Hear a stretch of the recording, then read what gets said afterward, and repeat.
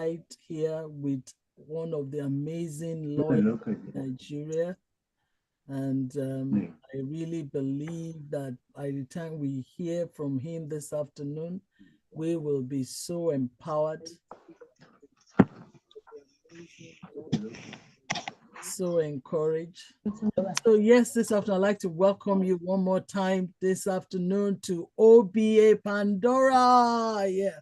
The OBA Pandora is about separating from the competition, impacting hundreds and thousands of people and increasing visibility. Thereby, we build bigger impact, set healthy boundaries in lives and in community. So this afternoon, please kindly welcome. I don't know what part of the world you are, but whatever time you are, help me to welcome our own very elder statesman, Pa Godwin Oladende Odunlami. A very good afternoon, sir. It is with honor we have you here. We celebrate you and we thank God for your life, sir. We really give God thanks for you and for all you've done and what you're still doing in our lives. Sir, I understand that you are a lawyer, a legal practitioner. Could you please kindly tell us, because I'm sure some people are wondering why law, apart from, amongst many other professions that are out there, why law? And if that's so, how did you get there? So tell us your journey, sir. Tell us, sir.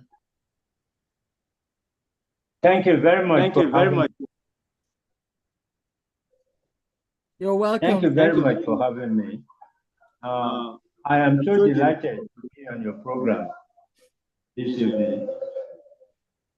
I start by giving thanks to God for my life and for the guidance which I have received from our Lord, and also those He has sent, my family, my brothers and sisters.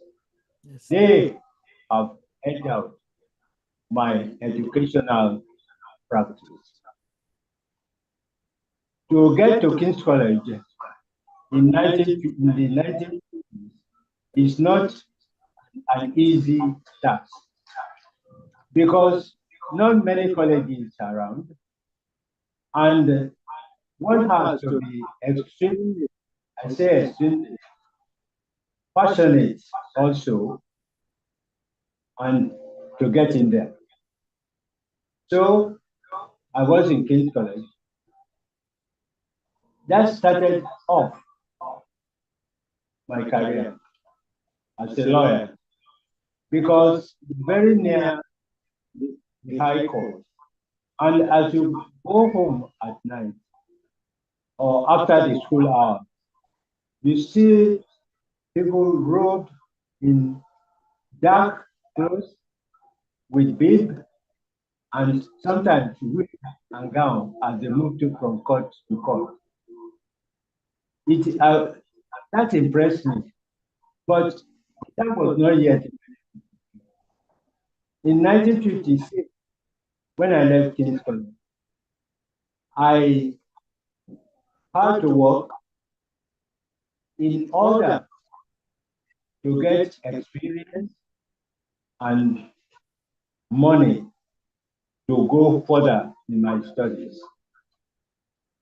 I was very fortunate that my elder brother, Ezekiel Adeniro Odulami, was able to pay my school fees at that time. Because our father was old, our mother was old as well. So he took up the responsibility of my education. And I thank God for him as well, and for his own biological family as well. In Shell, we mingled and worked with expatriates, those who come from the UK, from Poland, the European states as well, So we see them moving around because at Shell, it is about the oil. Because in 1956, I was on my deck when it was said that we have got oil at Oloibiri. So that was very interesting. So it moved me that Nigeria can achieve such a feat as an oil producer. I was impressed. So, with dint of hard work, so to speak, modesty, I was sent for a course in the Cameroon. They call it Man of War Bay. This Man of War Bay is meant to fashion discipline and courage and respect and love for people. So when we got out of this course for about 3 months, we came back, and there were about 2 or 3 people from Shell as well, and the marina in Lagos State, Nigeria. So when we came back, we were promoted. That was interesting. More money, more responsibility, more duties. And we had a football team at that time. So that also kept us alive, so to speak. With that, it gingered many of us young people to read more and see how far we can go in advising and working with zest, zeal for Nigeria and for Shell. Because at that time, Shell was Nigeria, so to speak. But it went on. In 1960, I was, deputy manager. That was interesting. On having a portfolio of my own about bitumen, about greases, and all the rest of it. That was quite interesting. And 1960, that is the year of our independence. I was privileged to witness the transition from the colonial rule to our own indigenous Nigerian government. But the interesting thing about that is I was sitting about 10 rows to the governor, Nnamdi Azikiwe at that time, 10 rows behind, with my heartthrob, Ayodele, Neil Thompson, at that time, when the Nigerian flag was being hoisted. It was a very interesting episode. She cannot forget it, she told me. She recalled that episode with nostalgia. Yeah. So that was Nigeria, 1st of October, 1960. Well, we have been inspired to go more and serve our country. With that, what are you waiting for, young lady? Let us get married. So at that time, we were more enthused to be husband and wife. So on the 7th of September 1961, we tied the nuptial knot. We got married at the Methodist Church of the Trinity at Tinubu, Lagos. So it was an interesting occasion. It was also an empowering occasion for us to move forward. And later, we both traveled to London for the Golden Fleece. That is where should you be an accountant or should you be a sociologist, so to speak? So there were so many professions eyeing us at that time. But the legal profession, being a social profession, being an pros and cons issue profession, moved us a great deal. And I decided to enroll for the legal profession.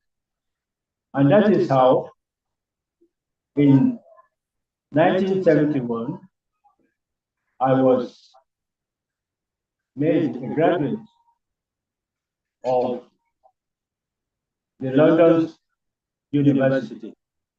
So since 1971, the order started to go into practice because there are so many ways a lawyer who has just passed out from the law school, particularly in Nigeria, could do. So I opted to go for legal practice, to be a solicitor and also an advocate. So in that vein, we came back to Nigeria. And at that time, you were not allowed to go on a free ride of your own. You must be attached to a mentor. Mentoring now, at that time, was very tedious. Not many law firms is ready to take just anyone. He has to undergo some tests. He has to undergo some influence as well. He must be introduced to that firm. So I was lucky to get into this firm, and that is the firm of Harry Afolabi Ladner, son, a very brilliant lawyer. And his colleague at that time were F.R.A. Williams, Chris Ogubanjo, and so on.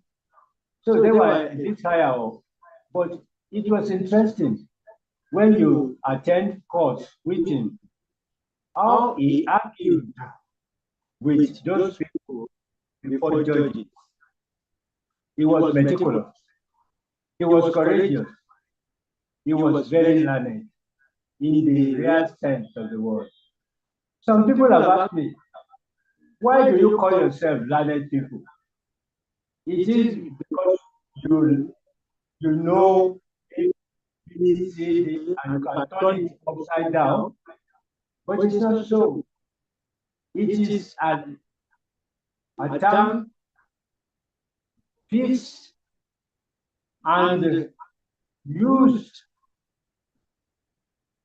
only, I would say particularly too, for those who have gone through the wrongs and means of the legal profession. because you have to know the pros and the cons of issue. You do not rush into an issue and say, yes, it is this. Never. You have to see what is the pros, what are the cons, and then you come to the right decision at the end of the day. But a lawyer must be ready to continue to learn, relearn, and learn again and continue in his profession. Well, a lawyer also must be social. He must know how to interview people. He must know how to mingle in society. He must have the etiquette, table manners as well.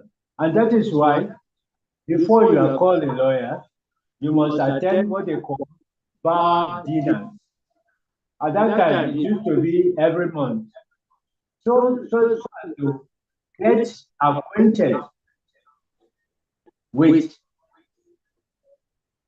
the law etiquette, the social etiquette, and to meet people who have achieved something in the profession. Because sometimes it could well be a judge who has expatiated a very notable point at that time. Just like what is domicile of a people. The domicile and so on to, at that time, Justice McGarry of the High Court of Britain, of London, was able to expatiate and give us the nitty-gritty of what we call domicile. So those are the issues with when you attend, you must know how to respect the people on the table and the people on the high table as well, and how to address them, how to be sociable. So that is why they say law is a social profession. The other reason why they call lawyers learned is that they are not afraid to bring an issue to dilate, to also make it plain in simple language, not highfalutin, but with backed up by law, which we call precedents. So these precedents are also the oracle of what the law will do. And it tells us that in a certain situation, this is what the law will do. So sometimes a lawyer is said to be a soothsayer, so to speak, because he will tell you, this is how this case will go. And you have to take it from him because he has backed it up with what we call precedent. Those cases which have been decided by the Supreme Court, by also judges of different courts. Yes. So that is him. Well, let me also point one thing out. I said law is the social profession. You must attend meetings because when you travel, it's an education. When you speak, at the conference, it is an education. When others speak at conference, it is also an education. So the lawyer is learning all the time. All the time he learns. And he must be very courteous, respectful, dynamic. So in the Bar Association, let me say this, that the first time I opened my eyes and the Nigerian Bar Association came into my view was 1972. And certain names like Ishola Oshobu, Kehinde Onofo, Shofola,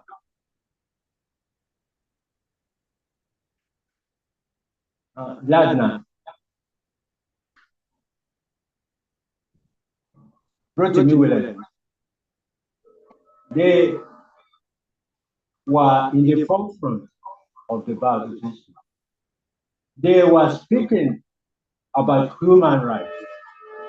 So that one got me interested and got us interested. What is human rights? Civil society, all these things and so on. So we were able to see how we can join and help those who are helpless at that time. So at the Bar Association Lagos branch, that's where I joined. And I became the chairman. At the time, we were celebrating 100 years anniversary. And that was in 1986. And it was a great occasion. We had series of papers and many invitees from abroad, and many people were able to bring into limelight what Shapara Williams did, what others of his life, what they did for Nigeria, and how we at that moment can put and push Nigeria Bar Association forward with our constitution, with our own ideas and ideals. So it is no wonder that years and years after that, the present generation remember that, as we did at that time in 1983, that those who have helped this association must be appreciated, must be respected. So in 2016, at Abuja, some of us were given an accolade, so to speak, as senior members of the bar. So in also 2003, we were also remembered, and those who have been chairman of Lagos branch, they put in the chairman who was at the centenary of Nigerian Bar Association in 1986, and gave him an accolade and said, "Here is a brooch for you, Chairman Emeritus." So it was a great honor for me, and also for those of my mentoree who was present. And on that education as well. We have one of my mentors who became a senior advocate of Nigeria, and he is no other person than Olaniyi Agbola. Yeah, the CM now. There are few of them who pass through our chamber, which is Chikri Chambers. You see, we are very proud of those mentorees at this moment, because they too, in their own right, can become mentors and be able to help others to come to a higher pedestal like them. We can mention also some of the cases we have done. Landlord and tenants, there are issues which are known to the lawyer while he is presenting his case to the judge. There are issues which he advocates, and those issues, they become a norm. They become a sort of parameters that others will follow. That is why it's called a social engineer. It's not just engineer per se. He's a social engineer. Yeah. There goes. We must also talk about the new week. When I was the chairman of the Lagos branch, we introduced a system by which any new week, we will assemble them, and we will assign a senior lawyer or an older lawyer to that person to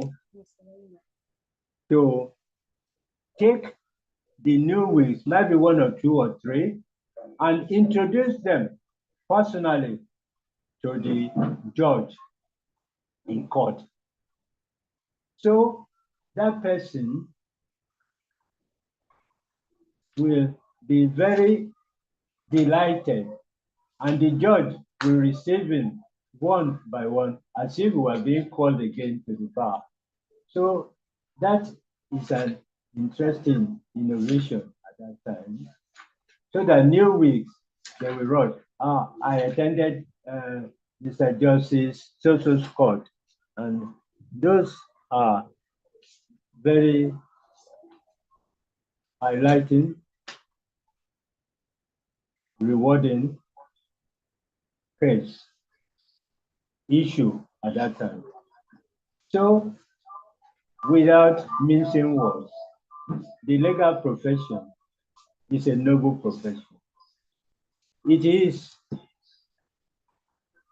laudable. It is an entrepreneurial thing, because a lawyer could take up the issues of investment, of shares, and of passing one land to the other, which is a true deed and all the rest of it, and sometimes with matrimonial issue. That is, who should take care the custody of children or young adults. Those are interesting things. I could mention quite a few things that will trigger you up. I know, Grandpa, I think we have to do part 2 of this, because this is amazing. I never knew the content was going to be this big. This is big. And this is I'll say something that a junior lawyer or a student or somebody that is contemplating going for law needs to listen to. This is an information that will help and give clarity. So we definitely have to go for part 2. So be ready for part 2. Thank you so much. Thank you. I want to say thank you to everyone that have joined us. And this is an information that a lot of people, especially the last bit that Elder Statesman mentioned, he said that law is an entrepreneur. I never saw it like that. So I want us to be ready for part 2. Look out for part 2, because we really need to know and understand, and also the choices. And we want to hear more about all the opportunities that are there within the legal firm. What is the difference between a solicitor and an advocate? Why should we be one, not the other? Why are some people both? So those are the things that we're going to be picking up next week when we come back together. Thank